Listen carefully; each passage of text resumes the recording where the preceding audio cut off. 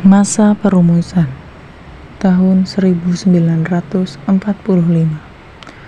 Pada masa menjelang kemerdekaan Indonesia, para pendiri bangsa menyadari bahwa negara yang akan lahir harus memiliki dasar yang kuat untuk mempersatukan keberagaman suku, agama, budaya, dan bahasa. Pada sidang BPUPKI tanggal 29 Mei sampai 1 Juni 1945 muncul berbagai usulan mengenai dasar negara. Puncaknya pada 1 Juni 1945, Insinyur Soekarno menyampaikan pidato bersejarah yang memperkenalkan konsep dasar negara bernama Pancasila. Pancasila kemudian mengalami proses penyempurnaan oleh Panitia 9 yang menghasilkan Piagam Jakarta pada tanggal 22 Juni 1945.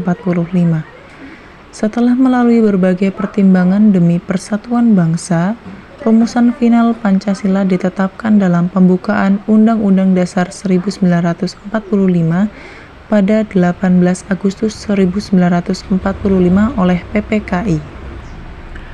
Masa awal kemerdekaan 1945 sampai 1959. Setelah proklamasi kemerdekaan, Pancasila menjadi dasar dan ideologi negara. Tetapi, penerapannya masih menghadapi tantangan besar karena kondisi politik yang belum stabil. Berbagai kelompok sempat mencoba mengganti ideologi negara dengan paham lain seperti komunisme dan negara Islam. Namun, pemerintah menegaskan bahwa Pancasila adalah satu-satunya dasar negara Indonesia. Masa demokrasi terpimpin 1959 sampai 1965. Pada masa ini, Presiden Soekarno berupaya memperkuat Pancasila melalui konsep Nasakom, nasionalisme, agama, dan komunisme. Tetapi, penyimpangan terhadap nilai-nilai Pancasila mulai terlihat karena kekuasaan menjadi sangat terpusat. Peristiwa G30 SPKI tahun 1965 menjadi bukti bahwa ideologi lain masih berusaha menggantikan Pancasila. Masa Orde Baru 1966 sampai 1998. Setelah peristiwa G30 SPKI, Presiden Soeharto membangun kembali legitimasi pemerintahan dengan menegaskan Pancasila sebagai ideologi tunggal.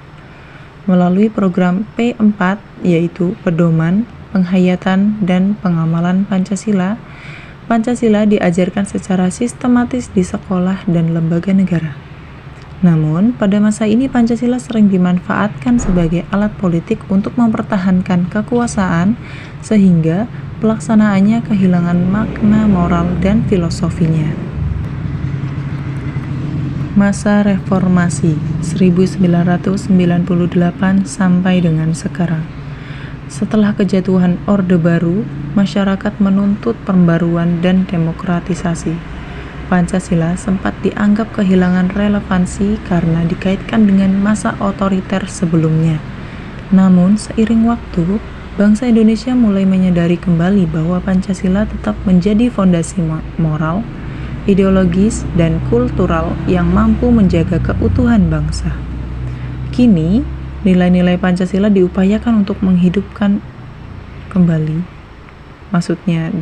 kembali melalui pendidikan Pancasila dan kewarganegaraan, program penguatan ideologi Pancasila, dan berbagai gerakan sosial, serta digitalisasi nilai-nilai Pancasila di era modern. Pancasila menjadi pedoman moral bagi bangsa Indonesia di tengah tantangan globalisasi, disinformasi, dan polarisasi politik yang semakin kompleks.